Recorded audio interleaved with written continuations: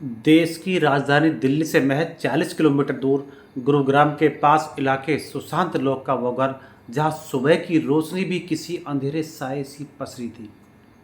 चारों ओर सन्नाटा, जिसे चीरती हुई 5 गोलियों की गूंज ने हर सुकून छीन लिया। ग्राउंड फ्लोर पर मौजूद चाचा कुलदीप यादव ने जैसे ही गोलियों की आवाज़ सुनी, उनके दिल की धड़कनें तेज हो गईं। एक पल की भी देर किए बिना वो ऊपर की ओर भागे और सीढ़ियों जैसे चीख चीख कर किसी अनहोनी का इशारा कर रही थी।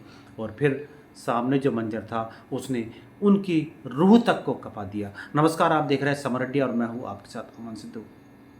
रसोई में 25 साल की राधिका यादव, जो कभी टेनिस कोर्ट की शान हुआ करती थी, अब खून से लथपथ जमीन पर पड़ी थी। पास ही एक .32 बोर की रिवाल्वर खामोशी से अपने गुनाह की कहानी बयां कर रही थी। कातिल कोई अनजान नहीं, बल्कि उसका अपना पिता दीपक यादव था। और एक ऐसा पिता जो लाखों कमाता था, आलीशान जिंदगी जीता था, पर बेटी की आज़ादी और शोहरत का दुश्मन बन गया। ये सिर्फ एक कत्ल नहीं, बल्कि दौलत, दबदबे और एक बेटी के सपनों की हत्या की तो दास्तां है, जो आपको सोचने पर मजबूर कर देगी। राधिका यादव एक उभरती हुई टेनिस कोच थी। उनका एक म्यूजिक वीडियो कारवा भी हाल ही में रिलीज हुआ था। एलएलपी रिकॉर्ड्स के लेबल के तहत बने इस वीडियो में राधिका मुख्य भूमिका में थी। गुरुवार सुबह वह अपने घर की रसोई में थी, तभी उनके पिता दीपक यादव ने अपनी लाइसेंसी .32 बोर की रिवाल्वर से 5 गोलियां चलाई। 3 गोलियां राधिका की पीठ में लगीं और चाचा कुलदीप और उनके बेटे पीयूष ने बिना देरी किए राधिका को अपनी गाड़ी में डाला और सेक्टर 56 के एशिया मारिंग को अस्पताल ले गए, जहां डॉक्टरों ने बताया कि वह मर चुकी है। दीपक यादव कोई व्यक्ति नहीं है। एनडीटीवी की एक रिपोर्ट के मुताबिक वजीराबाद गांव की उसके एक परिचित ने बताया कि दीपक के पास गुरुग्राम में कई प्रॉपर्टी है और वह किराए से ही हर महीने 15 से 17 लाख रुपए कमाता था। उसके पास गुरुग्राम में एक आलीशान फार्म हाउस भी है। परिचित ने बताया कि गांव में हर कोई जानता है कि दीपक बहुत रईस है।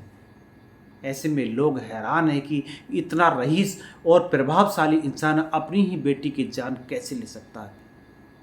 दीपक ने राधिका को मारने के लिए जो रिवाल्वर इस्तेमाल की, वो भी उसकी पहुंच और रसूख को दर्शाती है। परिचित ने बताया कि केवल बढ़िया कनेक्शन और पैसे वाले लोग ही इस तरह का लाइसेंस पा सकते हैं। कोई आम आदमी इसे नहीं रख सकता है। पुलिस जांच में सामने आया है कि इस जघन्य हत्या के पीछे पारिवारिक तनाव मुख्य कारण हो सकता है। आरोप है कि दीपक यादव अपनी बेटी का राधिका की बढ़ती आर्थिक आज़ादी, सोशल मीडिया पर रील्स और एक म्यूजिक वीडियो में काम करने से काफ़ी नाराज़ था। दीपक ने पुलिस को बताया कि वजीराबाद के लोग उसे ताना मारते थे कि वह अपनी बेटी की कमाई खा रहा है। दीपक ने बताया कि इसी वजह से उसने कई बार राधिका से उसकी गुरुग्राम के सेक्टर 57 में बनी टेनिस एकेडमी बंद करने के लिए भी कहा था। हालांकि दीपक के परिजन ने इस बात को सिरे से खारिज कर दिया कि उन्होंने कहा कि जब इतना पैसा है तो गांव में कौन कहेगा कि वह अपनी बेटी के पैसे पर जी रहा है। दीपक बहुत ही सुलझा हुआ आदमी था। उन्होंने अपनी बेटी को टेनिस सिखाने के लिए अपनी पढ़ाई तक छोड़ दी थी। इतना ही नहीं, उन्होंने अपनी बेटी के लिए 2 लाख रुपए के टेनिस रैकेट खरीदे थे और वह अपनी बेटी से बहुत प्यार करते थे। हत्या के पीछे कोई और कारण हो सकता है, टेनिस या टेनिस एकेडमी नहीं। परिचित की इन बातों ने राधिका यादव के मामले को और उलझा दिया है। वही हरियाणा पुलिस को भी दीपक यादव के बयान पर यकीन नहीं हो रहा है।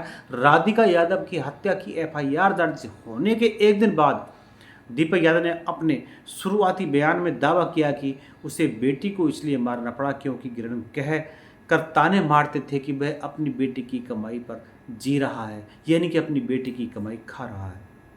पुलिस इस थ्योरी से सहमत नहीं है। पुलिस का मानना है कि दीपक हर महीने की कमाई लाखों में थी।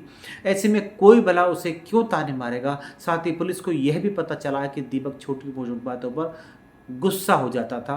वह गुस्सैल स्वभाव का था। आखिर यह तो समय ही बताएगा कि आखिर वजह क्या है, क्यों राधिका यादव को मारा गया।